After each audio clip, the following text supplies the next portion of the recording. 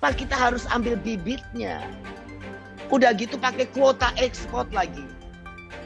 Kemudian harganya dulu waktu saya larang, harganya 30.000, 40.000, bahkan sampai 60.000 bibit lobsternya dari nelayan.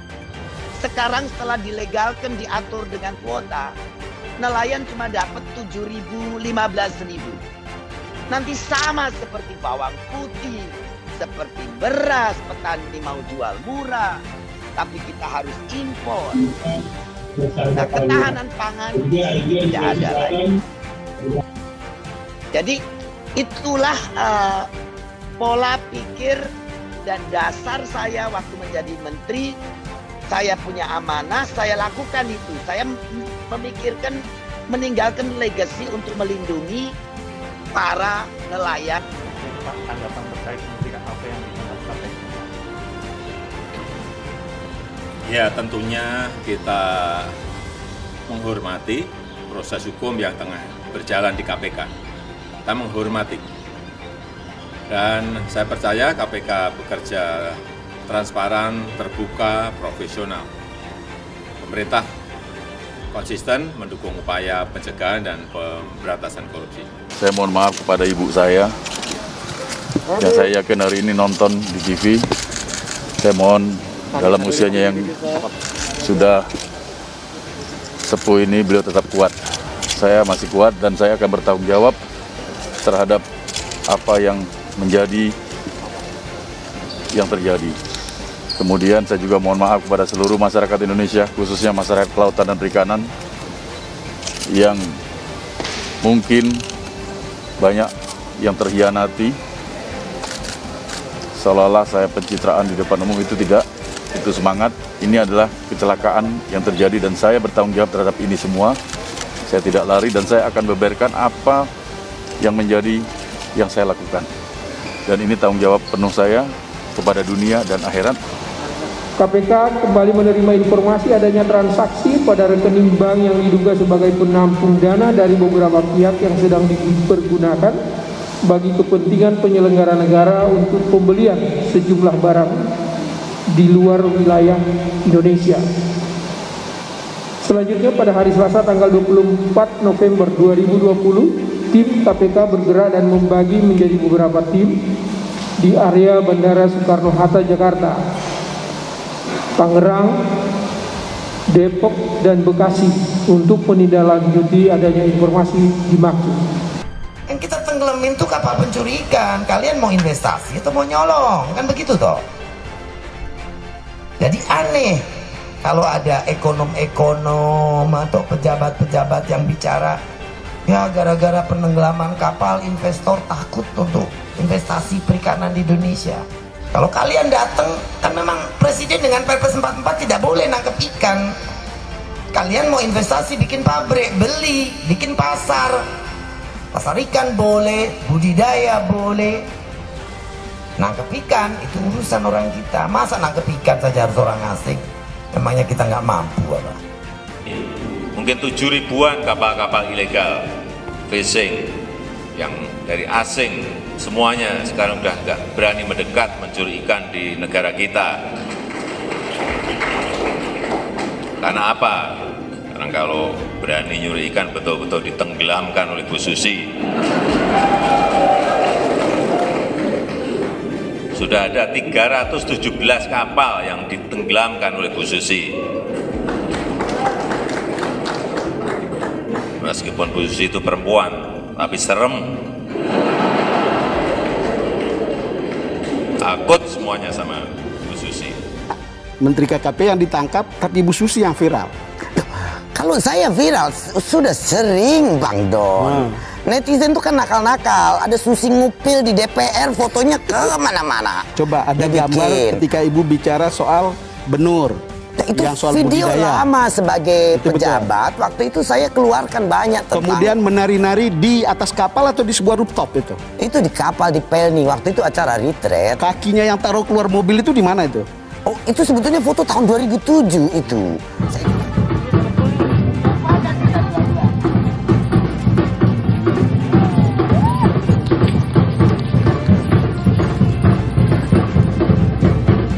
Menteri PU Menteri Perhubungan sudah diperintah oleh Bu Susi untuk membangun apa tadi? Untuk mengeruk sungai. Benar memang dibutuhkan mengeruk sungai itu. Benar. Tapi yang perintah mestinya bukan Bu Susi ke Menteri. Yang perintah itu Presiden. Jangan-jangan ini Bu Susi ini pengen jadi Presiden. Pengen jadi Wapres ini kelihatannya.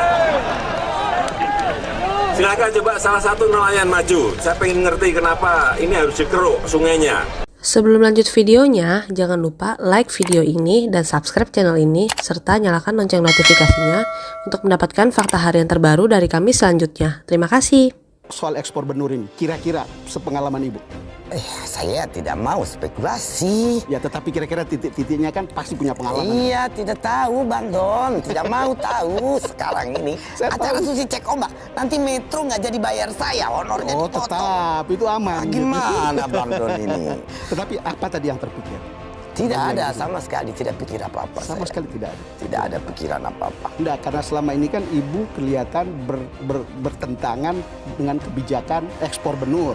Karena Ibu memilih biarkan saja ini besar di sini. Kebijakan bertentangan itu kan hal lumrah biasa Bang Don. Saya ya orang cinta lingkungan, orang mengerti tentang ekologi laut. Ya saya mencoba untuk mempertahankan apa yang saya pikir baik, tapi itu saja. Sudah mengajarkan banyak hal. Saya mohon maaf kepada ibu saya, yang saya yakin hari ini nonton di TV. Saya mohon dalam usianya yang sudah sepuh ini, beliau tetap kuat. Saya masih kuat dan saya akan bertanggung jawab terhadap apa yang menjadi yang terjadi. Kemudian saya juga mohon maaf kepada seluruh masyarakat Indonesia, khususnya masyarakat kelautan dan perikanan, yang mungkin banyak yang terhianati, seolah-olah saya pencitraan di depan umum. Itu tidak, itu semangat. Ini adalah kecelakaan yang terjadi dan saya bertanggung jawab terhadap ini semua. Saya tidak lari dan saya akan beberkan apa yang menjadi yang saya lakukan. Dan ini tanggung jawab penuh saya kepada dunia dan akhirat. Saya terima kasih kepada teman-teman media yang sabar ini, dan saya akan jalani pemeriksaan ini insya Allah dengan tetap sehat. Mohon doa dari teman-teman. Ini saja. Saya juga mohon maaf kepada seluruh keluarga besar partai saya. Saya dengan ini akan mengundurkan diri sebagai wakil ketua umum. Juga nanti saya akan mohon diri untuk tidak lagi menjabat sebagai menteri, dan saya yakin prosesnya sudah berjalan. Saya bertanggung jawab penuh dan saya akan hadapi dengan jiwa besar. Terima kasih teman-teman. Kronologis penangkapan. Komisi Pemberantasan Korupsi menerima informasi adanya dugaan terjadinya penerimaan uang oleh penyelenggara negara pada tanggal 21 November 2020 sampai dengan 23 November 2020. KPK kembali menerima informasi adanya transaksi pada rekening bank yang diduga sebagai penampung dana dari beberapa pihak yang sedang dipergunakan bagi kepentingan penyelenggara negara untuk pembelian sejumlah barang di luar wilayah Indonesia. Selanjutnya pada hari Selasa tanggal 24 November 2020, tim KPK bergerak dan membagi menjadi beberapa tim di area Bandara Soekarno-Hatta, Jakarta, Tangerang, Depok, dan Bekasi untuk menindaklanjuti adanya informasi dimaksud. Pada sekitar pukul 00.30 waktu Indonesia Barat, tim langsung melakukan pengamanan di beberapa lokasi, diantaranya di Bandar Udara Soekarno-Hatta.